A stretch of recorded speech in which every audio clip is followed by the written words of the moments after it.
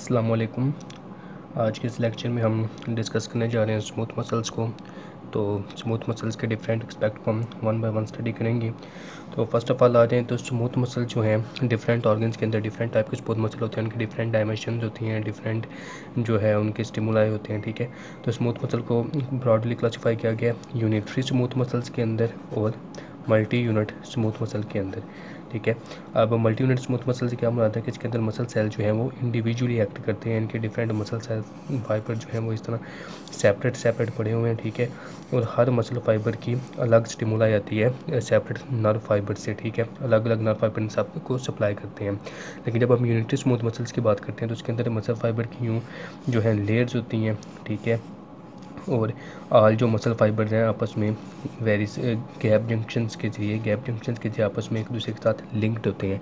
ठीक है, अब गैप जंक्शन से ये लिंक्ड है तो उसका मतलब है कोई एक मसल फाइबर अगर नर्व फाइबर किसी एक मसल फाइबर को एक्साइट कर देता है, ठीक है, तो इससे जो एक्साइटेबिलिटी है, जो नर्व इम्पल्स है, वो दूसरे फाइबर तक पास हो सकती है। ठीक है, तो जो मल्टी यूनिट स्मूथ मसल हैं ये कहाँ पे पाए जाते हैं? इसके अंदर आयरस मसल आ जाते हैं, आई के, उसके अलावा पिलोरेक्टर मसल हैं। ठीक है, सिलरी मसल हैं। ये मसल जो है ये मल्टी यूनिट स्मूथ मसल है। उसके अलावा जो जीआईटी के मसल हैं, ठीक है, और ब्लड वेजल्स के मसल हैं, ठीक है, ये मसल जो है ये यूनिटरी स्मूथ मसल हैं। ठीक है, इसके बाद स्मूथ मसल के जनरल जो स्ट्रक्चर की बात करें तो स्ट्रक्चर में स्मूथ मसल्स के अंदर भी एक्टिन और मायोसिन फिलामेंट्स जो हैं वो पाए जाते हैं। ठीक है, लेकिन अरेंजमेंट जो है इनकी डिफरेंट होती है। ये जनरल स्मूथ मसल की बात करें तो इसके अंदर क्या होता है कि इसके अंदर मल्टीपल जगह पे यहाँ पे डेंस बॉडीज़ जो हैं यूँ पड़ी होती हैं। ठीक है, ये वेरियस डेंस बॉडीज़ हैं। अभी जो डेंस बॉडीज़ हैं ये या इनके अंदर रोल परफॉर्म कर रही होती हैं जी डिस्क का। जो स्केलेटल मसल के अंदर जी डिस्क होती है वो उस रोल परफॉर्म करती हैं और इससे अराइज करते हैं यहाँ पे एक्टिन फिलामेंट यूं इनसे एक्सटेंड कर रहे होते हैं। ठीक है, यूँ एक्टिन फिलामेंट एक्सटेंड कर रहे हैं और इन एक्टिन फिलामेंट्स के दरमियान यहाँ पे एम्बेडेड होते हैं मायोसिन फिलामेंट या थिक फिलामेंट। ठीक है, और मायोसिन फिलामेंट के क्रॉस ब्रिज जो है इन एक्टिन फिलामेंट के साथ इंटरेक्ट करते हैं और जो कंट्रैक्शन है वो परफॉर्म होती है। तो इसके अंदर जो टी ट्यूब्यूल्स हैं वो भी जो है स्लाइटली डेवलप्ड होते हैं। यहाँ पे जो ये माइनर जो इमेजिनेशन है, ठीक है, ये इसको नाम हमते हैं कैवियोल का। ठीक है, और ये रूडिमेंट्री टी ट्यूब्यूल्स को कह सकते हैं कि टी ट्यूब्यूल का एनालोगस जो स्मूथ मसल के अंदर है उसको कैवियोल कहा जाता है। ठीक है, अब इसके अलावा जो इनका डिफरेंस है स्केलेटल मसल से, वो एक स्मूथ मसल जो है इनकी कंट्रैक्शन जो है वो डिपेंडेंट होती है mainly extra cellular calcium ion concentration पे।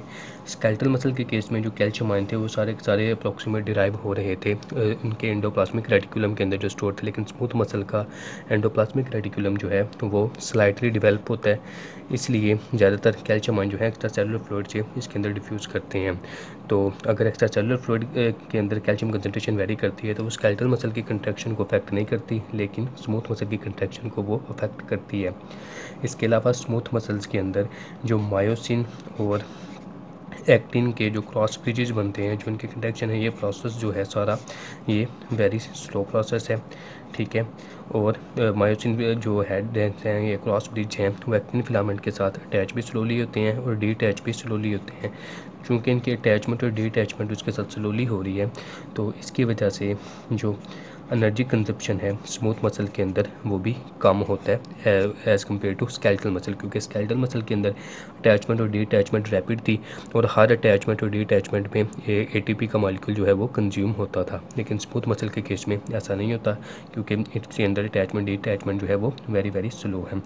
ठीक है, उसके अलावा स्मूथ मसल जो हैं ये लैच मैकेनिज़्म भी शो करते हैं। अब लैच मैकेनिज़्म से क्या मुराद है कि एक बार स्मूथ मसल ने अगर टॉनिक कंट्रैक्शन जो है परफॉर्म करनी है, ठीक है, ये काफ़ी देर के लिए इसने कंट्रैक्ट रहना है, तो एक बार नर्व इम्पल्स आई, नर्व इम्पल्स ने स्मूथ मसल को एक्साइट कर दिया है। ठीक है, अब एक्साइटेशन के बाद स्मूथ मसल जो है वो कंट्रैक्टेड स्टेट में चला गया।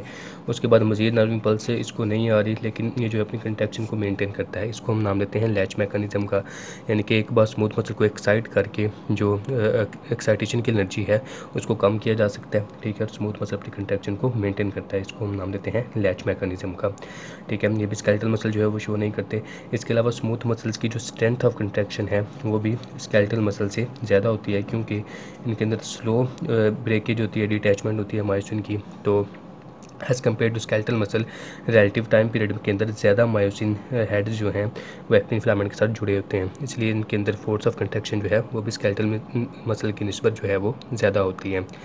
इसके अलावा स्मूथ मसल जो है वो फिनोमेना शो करते हैं स्ट्रेस रिलैक्सेशन का और रिवर्स स्ट्रेस रिलैक्सेशन का।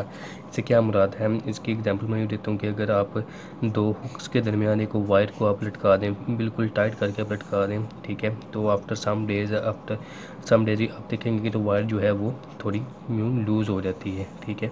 तो क्या होता है, इनिशियली उसके अंदर टेंशन थी, ठीक है, लेकिन ग्रेजुअली क्या हुआ, टेंशन जो थी वो डिक्रीज़ होगी, ठीक है। सेम इसी केस विद स्मूथ मसल्स, ठीक है। अब स्मूथ मसल की अगर हम बात करें तो अगर ब्लेडर है, ठीक है, यूनरी ब्लेडर है, इसके अंदर जो फ्लूइड है वो मर जाता है, ठीक है, तो वो इसके वॉल्स पे प्रेशर लगाता है। तो इनिशियली क्या होता है कि स्मूथ मसल्स हैं इनके अंदर टेंशन डेवलप होती है, लेकिन ग्रेजुअली ये जो टेंशन है ये कम हो जाती है, ठीक है। स्मूथ मसल जो है वो अपनी लॉन्ग लेंथ को अडेप्ट कर लेते हैं और टेंशन जो है उनकी कम हो जाती है, वो रिलैक्स्ड फेज में चले जाते हैं, ठीक है। अगर इनके अंदर फ्लूइड इंक्रीज हुआ, इसका साइज़ जो है वो भी इंक्रीज़ हो जाएगा और स्मूथ मसल जो है लार्ज साइज़ में जो है अडेप्ट कर लेंगे, ठीक है। इसको नाम देते हैं हम स्ट्रेस रिलैक्सेशन का। इसी तरह अगर इसके अंदर सडन वॉल्यूम लॉस हो जाता है, ठीक है, तो स्मूथ मसल जो है वो स्मॉल वॉल्यूम को अडेप्ट कर लेंगे, तो इसको हम नाम देते हैं रिवर्स स्ट्रेस रिलैक्सेशन का, ठीक है। ये जो हॉलो ऑर्गन्स हैं उनके अंदर लार्ज फ्लूइड को अकोमोडेट करने में मदद देता है with a minimum change in pressure. तो ये हमारे ब्लड प्रेशर रेगुलेशन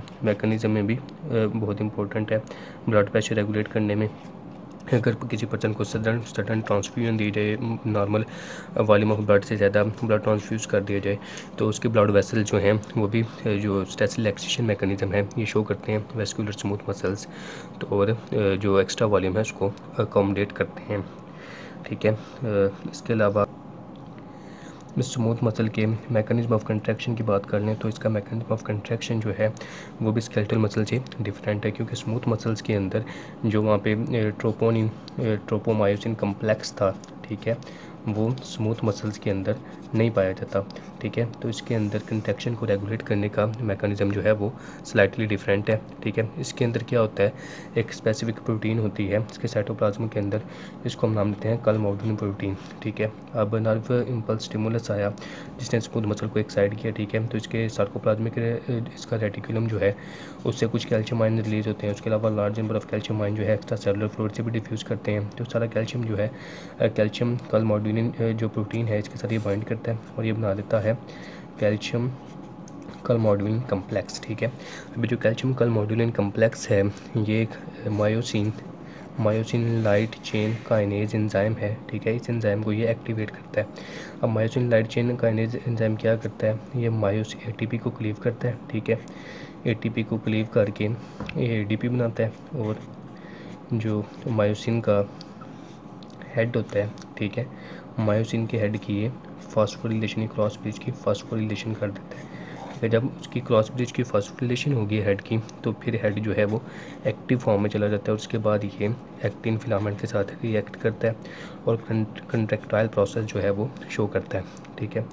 तो अब कंट्रैक्शन को जब इनहिबिट करना है, तो कंट्रैक्शन को इनहिबिट करने के लिए जो कैल्शियम है इसको बैक पंप किया जाता है, ठीक है, सार्कोप्लाज्मिक रेटिकुलम के अंदर। उसके अलावा सेल्स के आउटसाइड जो है कैल्शियम को पंप किया जाता है और जो मायोसिन का हेड है इसको डीएक्टिवेट करने के लिए इसके अंदर एंजाइम होता है फॉस्फेटेज, मायोसिन लाइट चेन को क्या करता है, डीफॉस्फोरिलेट करता है, ठीक है, इसको फॉस्फेट को उतार देता है और जो मायोसिन का हेड है वो डीएक्टिवेट हो जाता है।